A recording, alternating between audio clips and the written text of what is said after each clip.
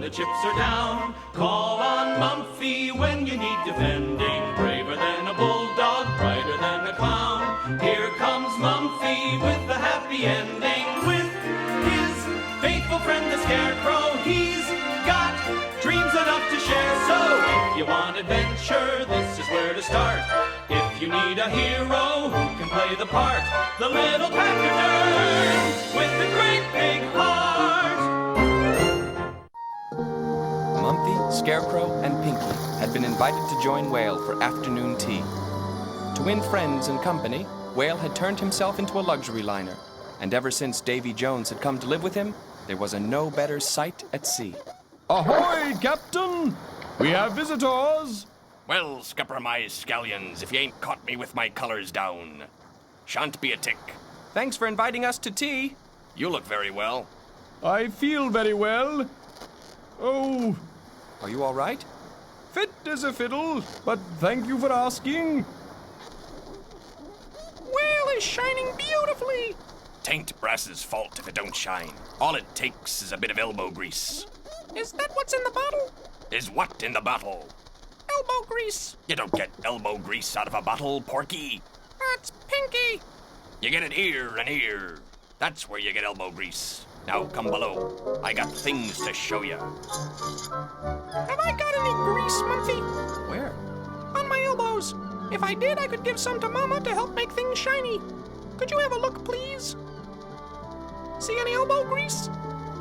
Afraid not, Pinky. But then I really can't see any elbows either.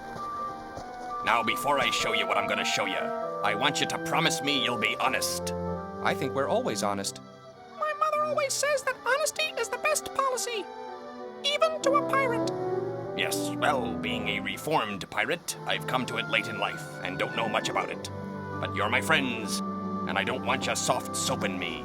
Soft soap. Yes, of course. Wouldn't dream of it. Then follow me. Did you bring any soft soap, Scarecrow? I didn't know I had to. Soft soap? What's that? Just as well he doesn't want us to soft soap him then. He probably uses it to get rid of the elbow grease. Whatever it is. You are taking good care of Whale. He's beautiful. Nice of you to say, for beauty has suddenly become very important to me. I woke up one morning and discovered that I had an artist's eye. Knowing Davy Jones's history, the friends were a little alarmed at this and wondered secretly which poor artist he might have got it from. Fortunately, Davy Jones continued. I was touching up the paintwork in the galley. Yellow paint it was, and I happened to dribble a bit of it on the paper. I looked at what I'd done, and I says to myself, if I was to slap a bit of green on that, it'd look like a flower. So I did, and this is the result. My first picture. I calls it Flower. Don't laugh. I wouldn't dream of laughing. It's a lovely flower. You almost feel you could pick it. You really think so? You're not just saying that because you're my chums. We're saying it because it's true. I wish my mama could see it. See it? She can have it. Hang on and I'll sign it. There. And can I really take it home to Mama? I'd be proud for her to have it. Oh, thank you, Captain. She'll like it even better than elbow grease. Ah, but that was just the start. Suddenly, everything I saw cried out to be immortalized by my brush. Feast your eyes on this. Recognize it? It's a mug. And? Could that be a tea bag? Yes, I call it Mug with Abandoned Tea Bag. Would you like it, Mumfie? You could hang it in your kitchen. Thank you, Captain. But actually, I think it's rather a sad picture. Sad? You know, you're absolutely right. I poured my soul into that tea bag. But don't worry. I'll find one you like. This here I call Calm Sea. And this is Calm Sea 2. And this here is Calm Sea 3. Why do they all look the same? I'd lost the lid of the blue paint, and I had to use it up before it went dry. There doesn't seem to be anything on this one. Yes, I know. When I painted that, the tide was out. But if it's color you're after, just look at these. And Davy Jones began to uncover picture after picture. Do you think he's forgotten about giving us tea? I think he has. The best we can hope for is a picture of some. Oh, what am I thinking of? Here I am showing you pictures I already painted when I know what you really want.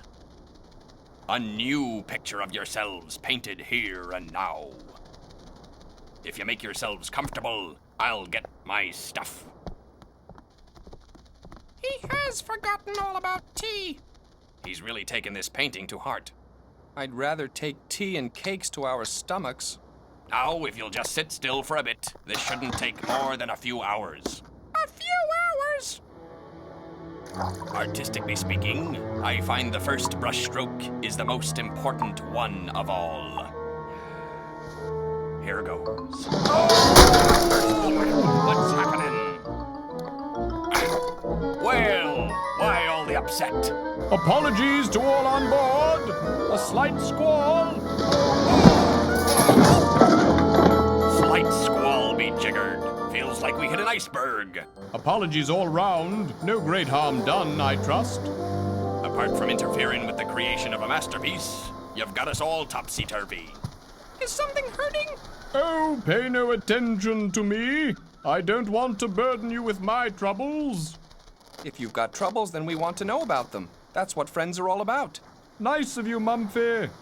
But it's really nothing. That was definitely something, Whale. Please tell us what's wrong. Oh, very well. It's my teeth. Your teeth? Well, one particular tooth. It hurts like billy-o. You mean you've got a toothache? I suppose it must be. Oh! When did you last brush them? I can't brush them. My fins don't reach. Well, when did you last brush them for him? I never thought. He never asked, and I was busy with my painting.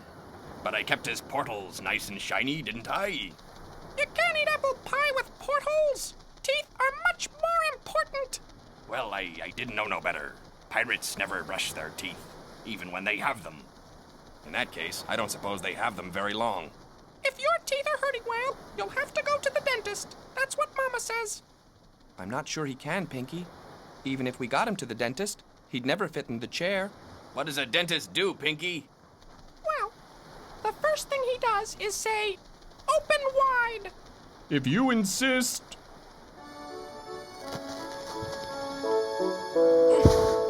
Whale's tongue felt like a very thick, slightly damp carpet.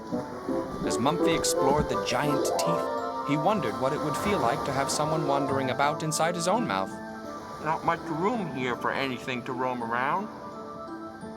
With that, Mumfie returned to his main investigation. Oh, I see the problem.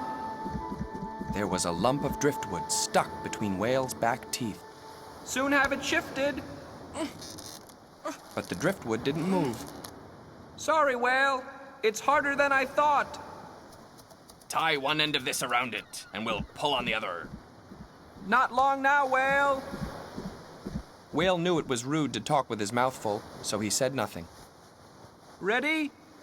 Get set. Pull!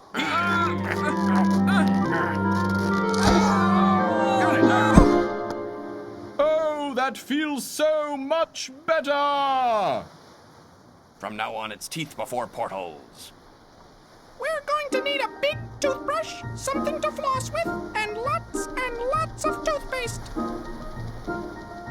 So before they did anything else, they took brushes and a length of rope, and they brushed, and they flossed, and they polished. And at the end of the day, when the friends had had their tea and set off for home with Pinky clutching Davy Jones's picture of a flower, they looked back and saw that Whale was even more sparkling than ever. In fact, with his dazzling new smile, he was the picture of good health.